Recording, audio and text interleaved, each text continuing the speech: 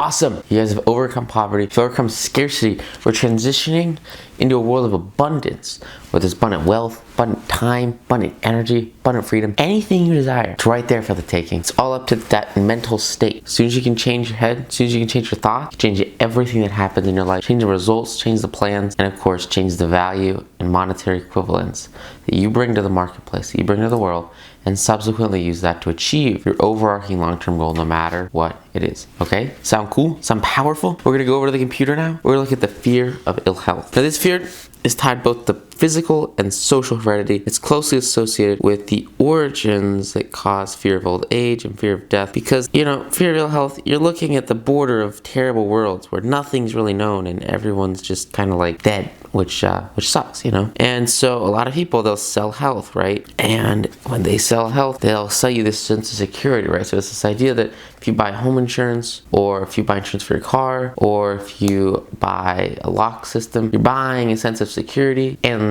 safety for what you're doing. So same thing, right? Selling health, you go to the doctor.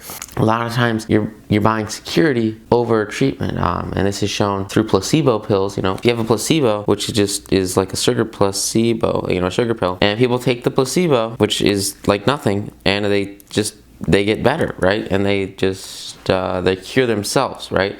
So it's this idea that a lot of people can just cure themselves by changing their state of mind, by changing their mindset. And this fear of ill health, if you can eliminate the fear, then you can eliminate your ill health, because you live in a state of tranquility. It's the same thing, doctors that aren't afraid of sicknesses are less prone to getting sick. So another great example, I grew up, and there's this one mom, and she was with my friend's family, and she would always make these like juices in the morning.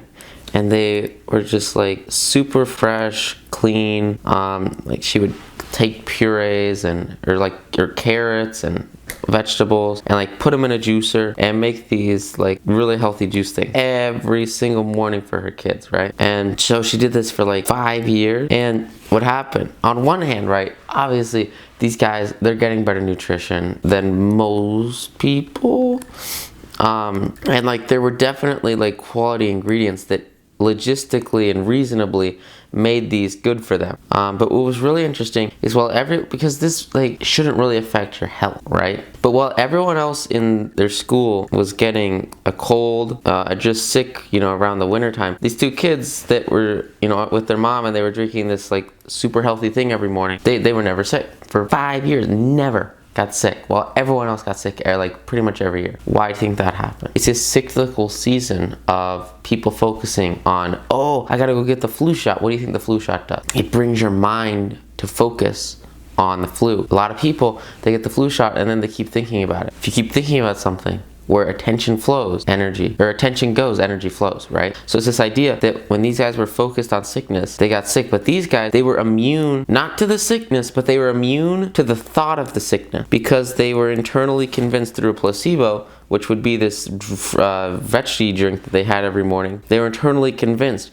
that they were healthy and safe and they weren't going to be sick. And so that internal belief alone is more than likely the thing that kept them healthy for years and years and years and years. All because their mom made his veggie smoothies, veggie shakes every morning, and it made them feel healthier about themselves. And because they felt healthier about themselves, they became healthier. One more great example before we move on. You guys have seen The 4-Hour Body with Tim Ferriss, and I'll link the book review below. Really, really great book. There was this one guy, and he was like a computer programmer or something, and he really wanted to lose weight, but he really didn't want to work out. So he had his weight on this time, and he had his time right here. And he decided that over the course of this was like month 1, and this was like month, I think it was 5. He decided that by month 5, he wanted his weight to be, I think this was like 164, and this was like 150. Those numbers might be rough, but the principle here is the same. And that's what matters, because it's this idea of consciousness over fear. So he, grew up scared of being fat. He grew up scared of becoming obese, and because of that, that's exactly what happened, right? And he got to that state of ill health just because of his internal fears of it. So what did he do? Well, he decided, look, he was going to drop this fear, and in the next 5 months, he was going to get to this ideal weight. And he mapped out, what would be a conservative way for him to get there. And then every day he would run a checkup and see if he was on the right path, and he would put it on a chart. And how did he lose his weight? All he did was consciously say every single day that he was going to lose weight. He was going to lose the exact amount of weight necessary to get to his goal for that day. Over and over. Now obviously he varied a little bit. He had a little range that he could be in, and he went up and down and up but he followed the trend and he got to that goal. It's not by working out, not by dieting. He didn't change any part of his life, except he started to focus on his health. He started to, not his health, but just his weight. All he focused on was that he will lose weight, but he didn't change his diet, he didn't change his exercise, nothing. Now subconsciously, he might have changed some of that. Without knowing, he might have changed, but he made a conscious effort not to change. All he did was focus on this one metric, which was his weight. And he said, I'm losing weight. And then he made his body do it. How did he make his body do it? Through the process of auto-fulfillment and through the idea that where attention goes, energy flows. That's freaking power. And that's why it's so important that you don't send energy into the fear of anything, but specifically the fear of ill health. Because if you fuel that fear with attention, it's going to grow and grow and grow and manifest itself. And for some people, the way to get rid of this fear is to just go to the gym all the time, and then you won't be afraid of ill health because you have convinced yourself that you're healthy. And this is a concept that Tim talks a lot more about in the 4 Body. This idea of whether, if you're able to convince yourself that you're healthy and you're able to convince yourself mentally that you have 6-pack abs, like how long it will take you to get there with minimal effort and through some of the really cool things that he shows, like the kettlebell swing. Holy crap, the kettlebell swing is awesome. Kettlebell swing. This is just look up 4 Body kettlebell swing, because it's kind of like, I can't like show it to you. And it's also like in the book with photos. But it's this idea that like you work out 5 minutes for twice a week, and you basically, he's got people that have done it and just gotten a bunch of 6-pack by following that in the slow carb diet, which is slow carb diet. You guys, I talked about the other time. Just Google that or just grab the book. It's one of the chapters. Really powerful stuff. I'll talk more about it in the book review below. But the point is that you have absolutely no fear of being wrong here, and you've given yourself permission to make this change in your life. Maybe it's because you bought a book. Maybe it's because you've internally changed. Maybe it's because you understand now the insane power of internal limiting beliefs and how it can manifest fear that can destroy your dream. The way to overcome that is positive emotions, positive thought, positive growth. Okay? Sound cool? Sound awesome? In the main, ill health is feared because of the suffering it causes, and the fear and uncertainty of what may happen when death comes. Guys, fear, uncertainty, doubt, these emotions are bad things. And you're going to see these in financial markets, especially in highly emotionalized trends. I remember this was huge after the cryptocurrency crash of 2017. People were everywhere freaking out about fear, uncertainty, and doubt. When death comes is an example here with ill health. In addition, there's the fear of economic toll that this can claim on life, which is crazy, right? And we're gonna move on from this, and we're gonna understand the power of your mental attitude. Okay, so a reputable doctor estimated that 75% of all people visiting doctors for professional services are suffering with imaginary illnesses, and it's been shown most convincingly that the fear of disease, even when there is not the slightest cause of fear, often produces the physical symptoms of the disease. Fear. Power is mighty in the human mind. Builds or destroys. It's this idea that if you are subconsciously conditioned to think that you're sick, that subconscious thought will manifest itself into its physical reality, in your brain as a thought, and then in your body as a physical illness. This is why you need to feed yourself the right mental thoughts, because your mental thoughts come in and they impact the subconscious, which is then goes through the whole process of actually creating the thoughts, which lead to the results, which lead to the physical equivalent. So if you're reading a book like the 4 Body is going to input into your head thoughts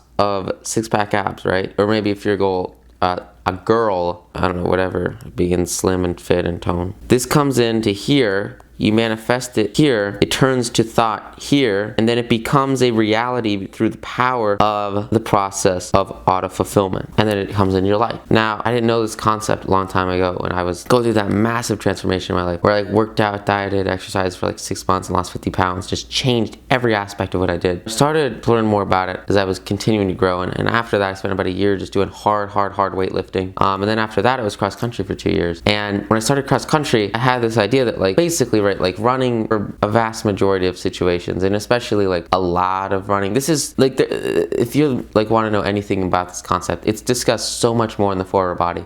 Basically from personal experience and from forward body, like running is not like 100% the most efficient way to work out. Like weightlifting is just a lot more efficient, which is why I love weightlifting. But running was just an insane ability in a place that I could grow, get in front of so many more people, learn teamwork, learn collaboration, and also have a freaking amazing time. And it's really, really, really good. This is the one thing that it does for you, for your aerobics. And I hate saying that because aerobics are like this is something that's developed more in the forward body, but like most aerobics are crap. But if you run a lot, you can lower your resting heart rate and you can increase, so a lower heart rate. And this is like the one reason I think, and increase your max VO2, so the maximum amount of oxygen that you can hold in your lung. That's freaking powerful. I can hold more oxygen in my lungs, and you can judge this with one of those things that you breathe into, and it expands a bag than anybody I know. And my resting heart rate's about 48 BPM, so like that's really, really low. And that's a really, really great state to be in for your long-term health, because more oxygen, the amount of oxygen that you can contain in your lungs is directly proportional to your lifespan, and that's freaking powerful. Another way, if you guys don't want to run 5 miles, 10 miles every single day,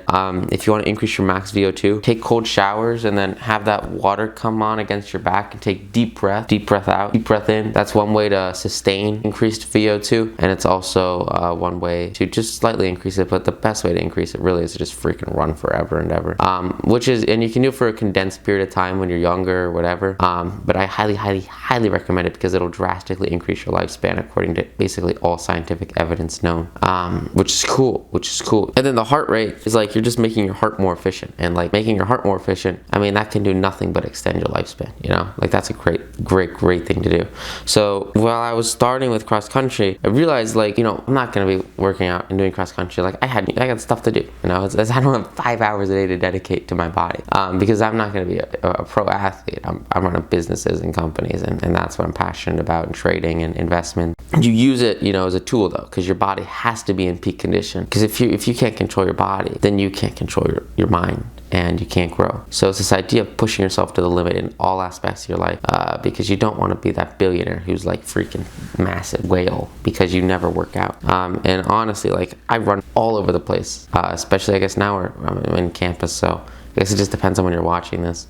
But like I will run like 2 miles, 1 mile to get from place to place faster than taking a bus, because like I got crap to do, you know, and I make it happen faster now. And it's an asset that, you know, the ability to run, especially when you have a really low heart rate, a resting heart rate, and a max VO2 that's very high, it's very, very easy to take solid 1, 2, 3 mile sprints, and then basically like just not be that tired. A little bit sweaty, but still at peak energy state, and that peak energy state is crucial to getting business stuff done, getting everything you need completed at its best and highest use. And the best way to really do that is to go out there and freaking apply it, and then crush it. Now that you guys understand that, I want to tie this back to the principle of auto-fulfillment for six-pack abs, and then we're going to move on. But basically, when I was going into cross-country, you know, I'm not doing weightlifting.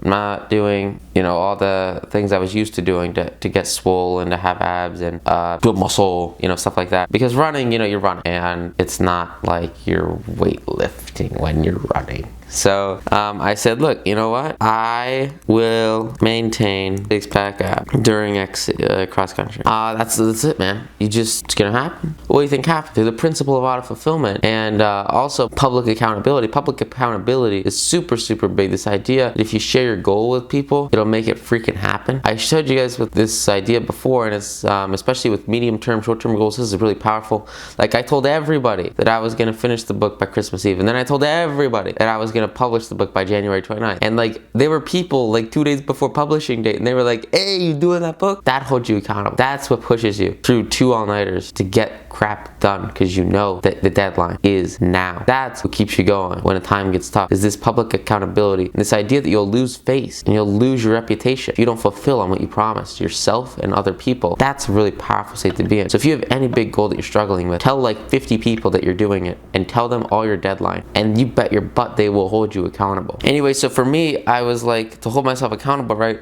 I would just like never run with a shirt during practice, and so like I had to stay shredded or else it would show. like instantly. So that was the way I used public accountability for that, and there was, like 20, 30 kids on the team, so it worked out well. And yeah, so take it, apply it, expunge your fears. So what I did here is I completely got rid of my fear of losing, that toned body, since cross country really is more for that like airway growth than muscle growth. But I just got rid of that fear. I said, don't freaking sweat it.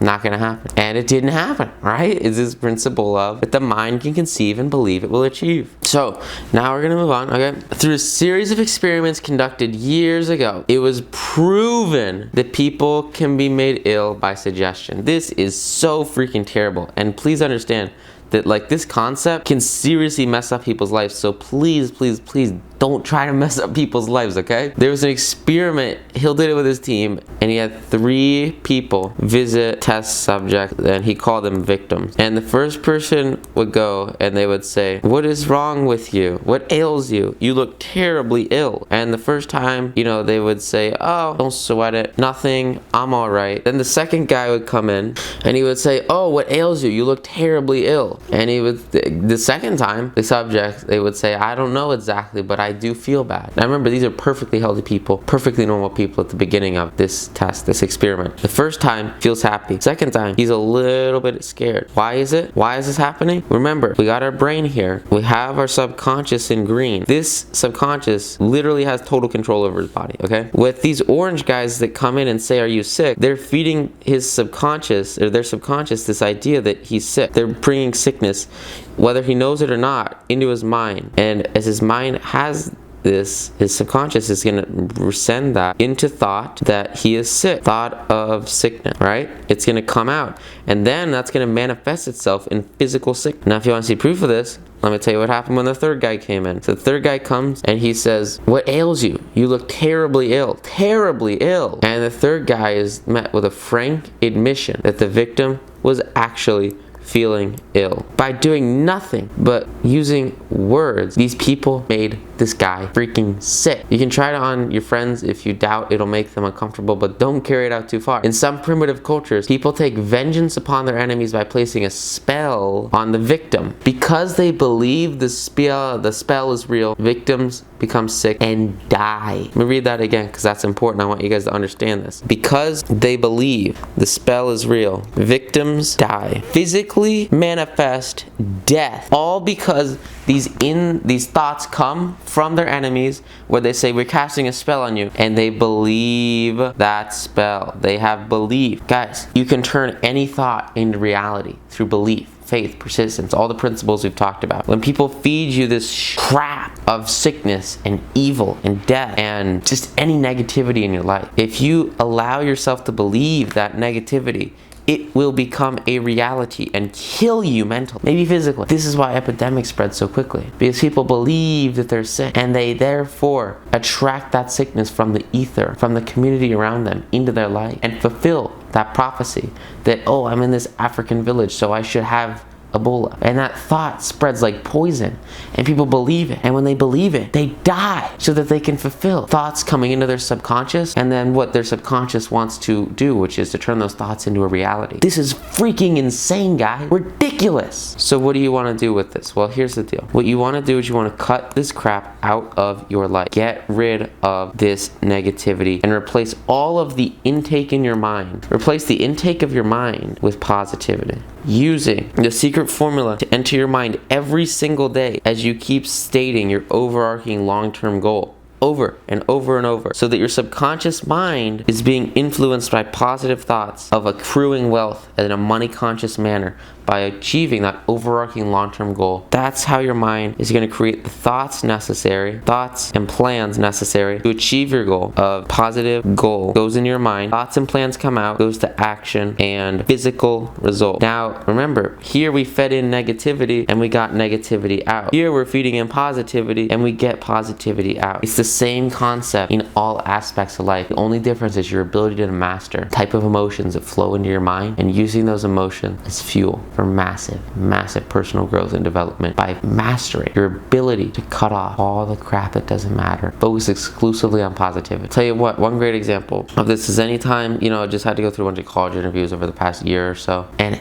anytime I had one. I would instantly come home, my mom or my dad, you know, they'd be like, hey, how did it go? And I would say, awesome, I just got into that college. Did I freaking know? No, I didn't freaking know. Some of them were scholarship interviews. They'd say, how did it go? I'd say, awesome, I just got that scholarship. Did I know? I didn't know. Some of them I got, some of them I didn't. Do you think it helped or hurt my chance of getting those scholarships, getting into those colleges, based on my ability to have a positive mindset and attract exactly what I wanted from the ether around me by raising my emotional state, my thought, to get the results that I desire by feeding myself the thoughts that would manifest them in my life? Of course, freaking 100%. You look at that versus somebody that comes out of an interview saying that was terrible, I can't believe that just happened, I'll never get that. Who the hell do you think is gonna win? And yet so many people walk through their lives day after day focusing on negativity, feeding themselves self-fulfilling prophecies of loss. So please don't let this happen. I know you are on this course, you're on this module, you're here learning how to think and grow rich, you're here trying to improve yourself. You 100%, with not a shadow of a doubt, I am completely confident you can use positivity in all aspects of your life to have massive individual, group, personal, professional, relationship, health, wealth, success, massive success, and continued and reliable success. You're here, you deserve, you will push it and win without a doubt. Does that make sense? You guys pumped up? Are you guys hyped? Okay? We're gonna move on now to just a little bit of this finalization about professional medical treatment of disease. And I want you guys to think about, when I read this, I want you to think about what we just talked about changing the thoughts in your mind, because thoughts, remember, are the most powerful form of energy in your mind. There's overwhelming evidence that disease sometimes begins in the form of a negative thought impulse. Such an impulse may be passed from one mind to another by suggestion or created by an individual in their own mind. So it's this idea, if we look at examples like the Black Plague, okay? Black Plague went all across Europe, and this is my amazing drawing of Europe. It's really, really good. And you got all the places in Europe where the Black Plague started to spread. It spread. It killed everybody. Killed hundreds of millions. I mean, so many people. I don't think the world population was that big. This was like a long time ago, current era. And so like there weren't a whole lot of people on the earth, but like it killed a lot of people. Like a lot of people died. Why do you think a lot of people died? A lot of people died because not only was this disease spreading, but the fear, right? Because like everyone was pooping on streets and like it was just disgusting and unsanitary time. But more importantly was this idea that the spell of thought spread and negative impulses that suggested from one mind to another, sickness spread. So if one person in a town got sick, all of a sudden the people that were, here's the kicker, right? The people that were fearful of illness, they saw this one guy who got sick and he was like dying, you know, this disease killed people, and they were so scared of it that their internal minds dragged this negativity, dragged in from the ether around them thoughts of the Black Plague, of this death that was surrounding them. And because they were feeding their minds with this fear and this death and this Black Plague illness, what do you think happened? They all got it. They all died. Terrible. But then you contrast that with the royalty at the time. The royalty at the time were much less likely to get the Black Plague. They were much less likely to die. Why do you think that is? Do you think that the royalty had better like immune systems? No. You know, on the contrary, I would venture to say that the people that were living in streets full of crap probably had a better immune system over time than the people living in a clean castle. Why do you think royalty survived? It was their mindset. They were up here in this different state of mind where they had fear just like everybody else, but they took this fear and they freaking crushed it. And they said, look, we're royalty, we're not going to get sick, we're famous, we're powerful, we have our skilled minds, we're above these peasants, and we won't get sick. The only thing that separated the people that died with the people who prospered was their individual ability to overcome the fear of the plague. And as soon as they could get that fear out of their life and ignore the negative thought impulses of sickness and fill their minds with positivity, healthiness, and continued personal growth, all of a sudden, these were the healthiest people on the world. And people say, oh, it's just because they're rich. It's not because they're rich. It's because of their mental state. Anybody can be rich. All you have to do is change your mental state to think and grow rich. That's the point, guys. That's what we're telling it here. That's the power that comes from this internal ability to absolutely crush it by changing your mindset, changing your state. And you can also create this in your own mind. You don't have to get it from society.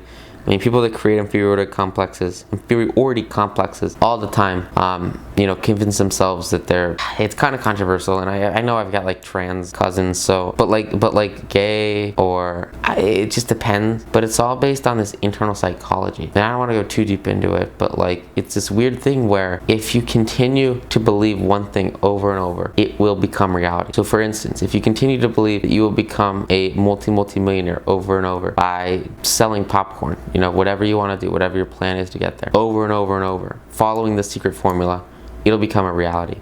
Similarly, if you continue to think every single day, over and over and over, that you're not good enough and that no one likes you and that the only way to have fulfillment is to change gender, stuff like that, or date people of the same gender. Like, it's all mental, and it's a touchy complex and it's a touchy topic. But please, please, please, if you're going through anything like this, or you see anyone like this, there are people in my life that are going through this, you know, where they're questioning their identity. Ask yourself, what are the thoughts that are feeding into their mind, and how are those thoughts manifesting themselves subconsciously and then turning into actions and impulses of thought that lead them down the path they're going down? So if you can understand the thoughts that come in, you can understand the results that come out. You put a cake in the oven with top-notch ingredients, you can have a reasonable expectation of what comes out of the oven, as long as you time it right, you know? It's the same thing with people, it's the same thing with the mind. It's all about you feed yourself, just like your body. If you feel scared, you're gonna become an automatically fulfilling prophecy of whatever you fear. With that said, let's finish this up here. Doctors sometimes send patients, oh my God, this is kind of crazy. So